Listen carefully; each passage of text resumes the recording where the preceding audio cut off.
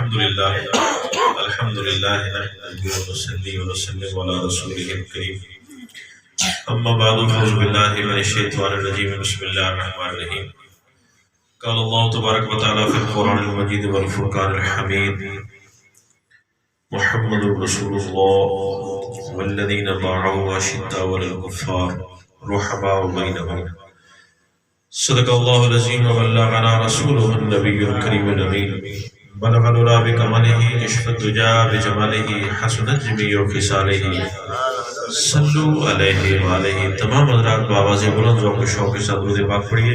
الصلاۃ والسلام علیک یا سیدی یا رسول اللہ، الصلاۃ والسلام علیک یا سیدی یا حبیب اللہ، الصلاۃ والسلام علیک یا خاتم النبیین وعلی آلک واصحابک یا شفیع المذنبین.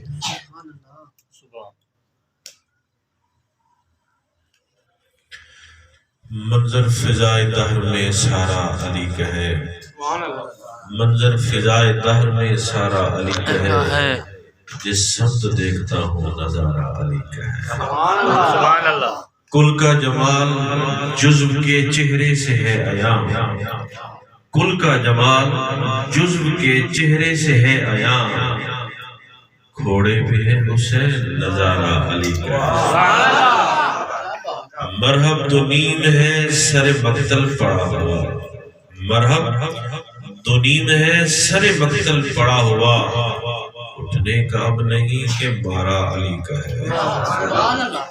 تم دخل دے رہے ہو عقیدت کے باب میں، تم دخل دے رہے ہو عقیدت کے باب میں، دیکھو معاملہ یہ ہمارا علی کا ہے، دیکھو معاملہ یہ ہمارا علی کا ہے.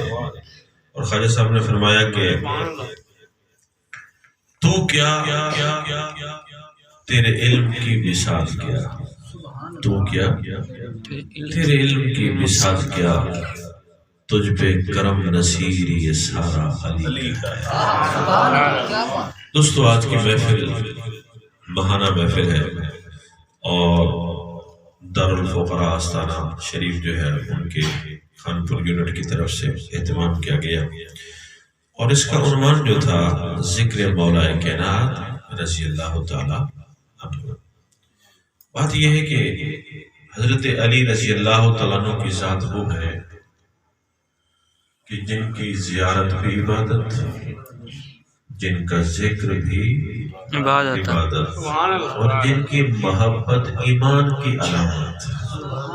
چند جملے ہیں یہ، بس آپ ان کو جو ہے نا سماعت کیجیے اور دل کی تختی پہ لکھ لیجیے. کیا عرض کیا کہ علی مولا کائنات وہ علی ہے کہ جس کے چہرے کی زیارت عبادت، جس کے سراپے کا ذکر عبادت، اور جس کی محبت ایمان کی علامت، جس کی محبت ایمان کی علامت. اگر علی پاک سے بغض ہے تو وہ مومن نہیں، منافق ہے. علی مرتضیٰ علی کرم اللہ وجہ الکریم رضی اللہ تعالیٰ عنہ کے ذکر سے اگر کہیں بھی دماغ یا دل کے کسی کونے میں تمہیں اگر خوشی محسوس نہیں ہو رہی، کمی محسوس ہو رہی ہے، تو سمجھ تو مومن نہیں بلکہ منافق ہے. مومن وہی ہوتا ہے کہ جو ذکر علی سے خوش ہو جاتا ہے، ذکر علی سے جو خوش ہوتا ہے وہ مومن ہوتا ہے. اور حضرت علی وہ ہے کہ جس کی آل کو آل نبی کہا جاتا ہے. کتنا بڑا اعزاز ہے، کتنا بڑا اعزاز ہے میرے علی کے لیے کہ جس کی اولاد کو آل نبی کہا جاتا ہے. نبی کریم علیہ السلام نے فرمایا لحمو کا لحمی، علی تیرا گوشت میرا گوشت، تیرا خون میرا خون، تیری محبت میری محبت. علی رضی اللہ تعالیٰ عنہ کی محبت کو حضور نے اپنی محبت قرار دیا، اور نبی کریم علیہ السلام نے یہ بھی تو فرمایا، حضور نے فرمایا ہر نبی کی اولاد اللہ نے اس کی پیٹھ میں رکھ دی، میری اولاد اللہ نے علی کی پیٹھ میں رکھ دی. اور نبی کریم علیہ السلام نے فرمایا علی اور میں ایک ہی نور سے پیدا کیے گئے ہیں. نور تو ایک تھا، نور تو ایک تھا، ایک ذات پیدا ہوئی وہ امام الانبیاء بن گئی، دوسری پیدا ہوئی وہ امام الاولیاء بن گئی۔ سمجھ آ رہی ہے کہ نہیں آ رہی ہے؟ ایک واقعہ بڑا مشہور ہے، بڑا مشہور واقعہ بیان کیا جاتا ہے، میں اس کو بیان کرتا ہوں اور اس کے اندر ایک دو نقطے جو اللہ نے میرے دماغ پہ اتارے ہیں، دل پہ اتارے ہیں، وہ بیان کرتا ہوں، اس کے بعد بات ختم۔ ایک تو یہ کہ کعبے ولادت مسجد، یہ بھی آپ بھی پڑھ رہے تھے، مسیمہ بھی پڑھ رہے تھے۔ اگر آج اس زمانے میں کوئی عورت حمل کے دوران عمرہ کرے اور اس کا بچہ وہاں پر پیدا ہو جائے تو کیا وہ بچہ علی جیسا ہو جائے گا؟ اس کعبے میں اور اس کعبے میں تو بڑا فرق ہے۔ اس وقت کا جو کعبہ تھا اس میں تو بت رکھے ہوئے تھے، بت رکھے ہوئے تھے۔ آج تو مطاف ہے، آج تو مطاف ہے، ہم سب کعبہ کی طرف منہ کر کے نماز پڑھتے ہیں۔ اس وقت تو کوئی اس کی طرف منہ کر کے نماز پڑھنے والا نہیں تھا جب حضرت علی کی ولادت ہوئی۔ تو اگر آج کوئی بچہ اس میں پیدا ہو جائے تو کیا ولی جیسا بڑا ہو جائے گا؟ کعبے میں ولادت یہ حضرت علی کے لیے اعزاز نہیں ہے، یہ کعبہ کے لیے اعزاز ہے۔ یہ اعزاز کعبۃ اللہ کے لیے ہے۔ نبی کریم علیہ السلام نے تو فرمایا تھا حجۃ الوداع کے موقع پر، یا وہ جب مکہ فتح ہوا، فتح مکہ کے موقع پر حضور نے فرمایا اے کعبہ تیرا بڑا مقام ہے، تیری بڑی شان ہے، لیکن آج میں یہاں پر کھڑا ہوں تو میں یہ کہہ رہا ہوں کہ میری امت کا جو مومن ہے اس کی حرمت اور اس کی عزت تجھ سے بھی زیادہ ہے۔ تو بھائی جب ایک مومن کی حرمت کعبۃ اللہ سے زیادہ ہے تو جو مومنوں کا امام ہے، دیکھو نا، جو مومنوں کے ایمان کی جان ہے، جو ایمان کی پہچان ہے، جو ایمان کی شان ہے، تو وہ اگر کعبے میں پیدا ہوگا تو عزت کعبے کو ملے گی یا اس کو ملے گی؟ تو اس کا مطلب یہ ہوا اللہ اپنے گھر کی شان کو ہمیشہ ہمیشہ مومنوں کے دل میں اس حوالے سے بھی زندہ رکھنا چاہتا تھا کہ میرا گھر تو وہ ہے تو میرا گھر، لیکن ولادت اس میں علی کی ہو رہی ہے۔ تو میں تو پاک ہوں نا، لم یلد ولم یولد کی شان کا مالک ہوں نا، لیکن چاہوں تو امام الانبیاء کے بھائی کو جو دارین میں بھائی ہے اس کو چاہوں تو اس کی ولادت کعبہ میں بھی کرا سکتا ہوں۔ ایک واقعہ بڑا مشہور ہے، اس میں تھوڑا سبق ہے کہ سرکار دو وسلم نے نماز عصر کے لیے حضرت علی کی قضا ہو رہی تھی تو سورج کو پلٹا دیا۔ یہ واقعہ سنا کہ نہیں سنا؟ واقعہ اس طرح ہے کہ خیبر سے حضور تشریف لا رہے ہیں، آقا کریم علیہ السلام مقام صحابہ میں پہنچے، حضور نے اس سے پہلے نکاح بھی کیا تھا سیدہ صفیہ رضی اللہ تعالی عنہا سے، انہیں اپنے عقد میں نکاح کا شرف بخشا۔ دن ہوا تو حضور علیہ السلام خیمے سے باہر تشریف لے آئے، حضور مولا کائنات کو بلایا گیا، حضور مولا کائنات تشریف فرما ہے، نبی کریم علیہ السلام حضرت علی پاک کی گود میں ران پہ سر اقدس رکھ کے آرام فرما ہے۔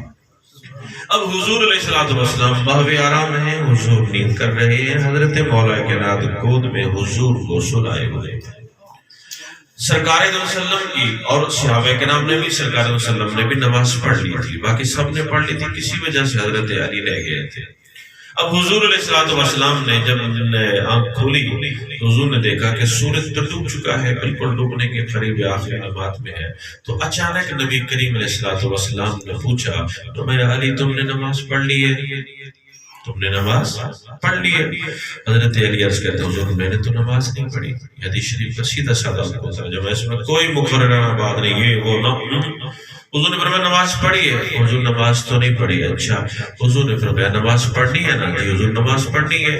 حضرت علی وہ کہتے ہیں جی لو یہ کیا ہو یار، تم نے علی کو ایسے سمجھا، اسے پتہ نہیں تھا کہ حضور امام الانبیاء گود میں، وہ تو عبادت کر رہے تھے، وہ تو عبادت کر رہے تھے۔ اور قرآن کو پڑھو، قرآن مجید کو پڑھو۔ اللہ قرآن میں کہتے ہیں جب اللہ اور اس کا رسول بلائے تو نبی کے بلانے پہ نماز چھوڑ کے میرے نبی کی بارگاہ میں حاضر ہو جاؤ۔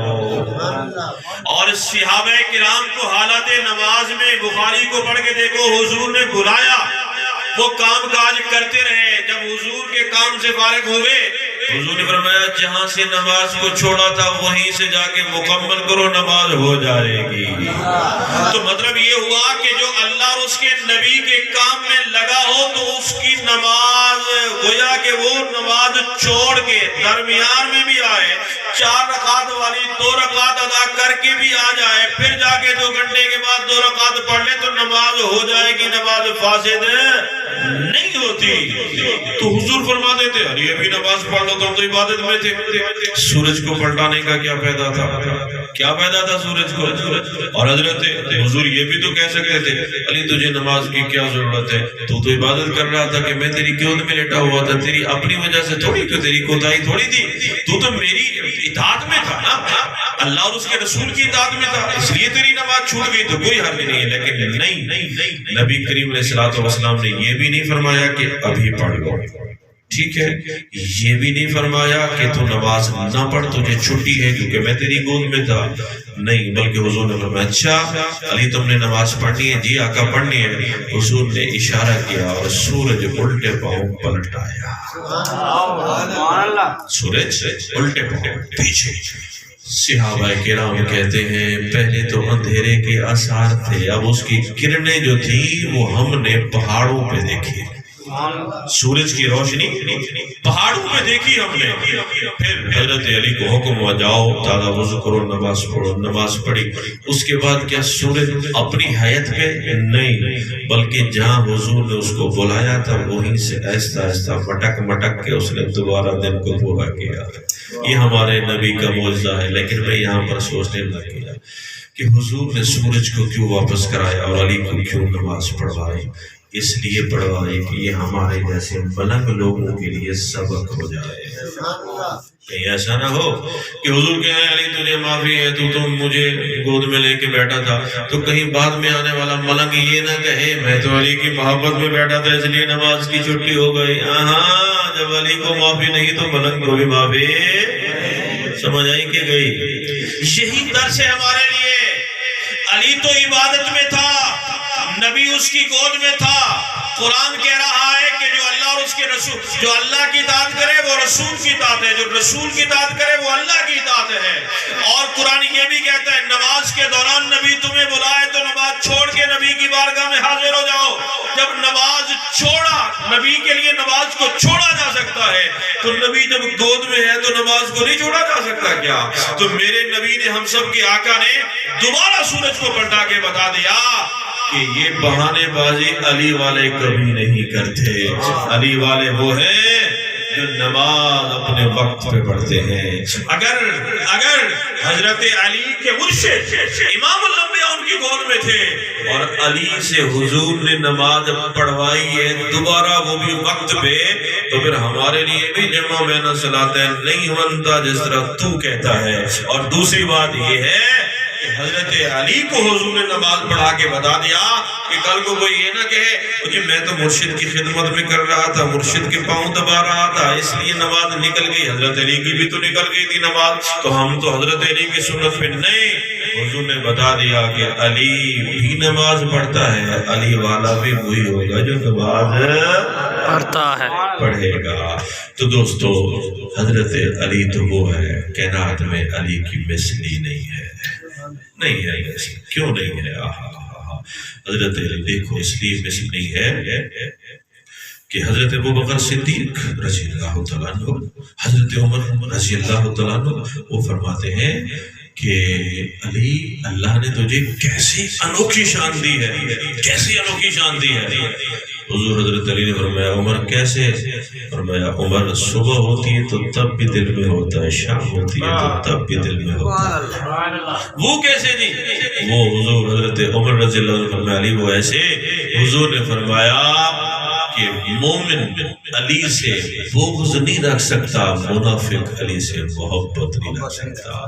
فرمایا علی نبی کریم علیہ الصلوۃ والسلام نے تیری محبت کو ایمان کی علامت قرار دیا ہے, تو جب شام ہوتی ہے تو تب بھی دل میں دیکھتا ہوں کہ عمر تیرے دل میں علی کی محبت ہے کہ نہیں ہے. شام ہوتی ہے, صبح ہوتی ہے تو تب بھی دیکھتا ہوں سارا دن بھی تیری محبت میں گزرتا ہے, ساری رات بھی تیری محبت میں گزرتی ہے. تو وہ ہے کہ ایک لمحہ بھی تیری محبت اگر دل سے نکل جائے تو مطلب بندہ ایمان سے نکل گیا ہے. علی تو وہ ہے کہ جس سے نبی کے یار بھی پیار کرتے تھے۔